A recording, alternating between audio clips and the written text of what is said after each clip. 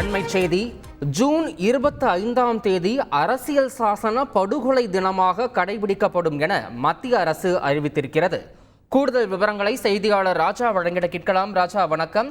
1975 June 25 இந்த நாளில் emergency பீரியடானது அறிவிக்கப்பட்டது.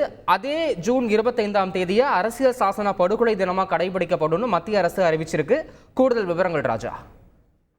வணக்கம். மத்திய உள்துறை அமைச்சர் அமித்ஷா வெளியிட்டுள்ள முக்கிய அறிவிப்பில் ஜூன் 25, 1975 அன்று அப்போதைய பிரதமராக இருந்த இந்திரா காந்தி சர்வாதிகார மனநிலையின் வெட்கக்கேடான வெளிப்பாடாக தேசத்தின் மீது எமர்ஜென்சியை விதித்தது நமது ஜனநாயகத்தின் ஆன்மாவை நெறித்தது.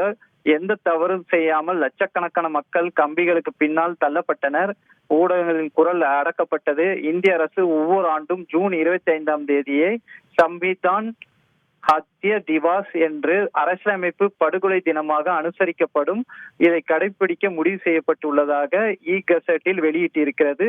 இந்த நாள் 1975 அவசர நிலையில் மனிதாபிமற்ற வழிகளை தாங்கிய அனைவரின் மகத்தான பங்களிப்பை நினைவு கூறும் என மத்திய உள்துறை அமைச்சர் அமித்ஷா இந்த முக்கிய அறிவிப்பினை வெளியிட்டிருக்கிறார்.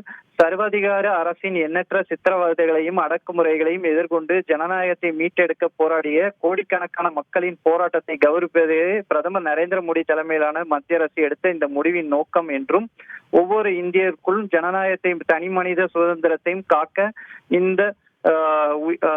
இந்த சம்வித்த ஹத்ய திவாஸை எதற்காக செயல்படுத்தப்பட்டு இருக்கிறதும், இதனால் காங்கிரஸை போன்ற சர்வாதிகார மனநிலையை எதிர்காலத்தில் மீண்டும் வரக்கூடாது என்பது நோக்கம் என்று குறிப்பிடப்பட்டிருக்கிறது.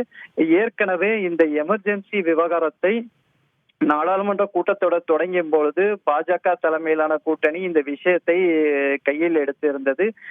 காங்கிரஸ் உட்பட எதிர்கட்சிகள் இந்த கடந்த 10 ஆண்டுகளில் அறிவிக்கப்படாத எமர்ஜென்சி என்று அவர்கள் தரப்பு குற்றச்சாட்டாக இருந்தது. இந்த சர்ச்சை நாடாளுமன்றத்துடன் முடிவடைந்த நிலையில் மீண்டும் தற்போதைய அறிவிப்பு பூதாரமாக வெடித்துள்ளது. கூடுதல் விவரங்களுக்கு நன்றி ராஜா. செய்திகளை உடனுக்குடன் தெரிந்து கொள்ள உடனே சப்ஸ்கிரைப் பண்ணுங்க.